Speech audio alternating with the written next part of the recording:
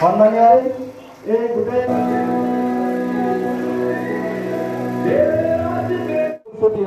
ৰাইদান গুৰু অৰুণা দুটা আঙুলি দেখুওৱা পঞ্চায়তক প্ৰতিনিধিত্ব কৰি তেওঁ পুৰস্কাৰ পাবলৈ সক্ষম। ইয়াৰ পিছতে দ্বিতীয় স্থান লাভ সন্মানীয় চেয়াৰমেন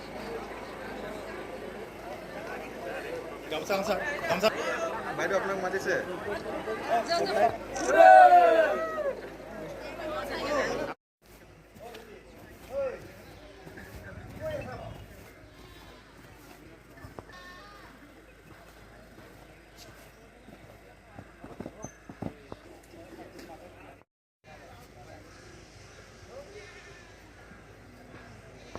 আকাশ আৰু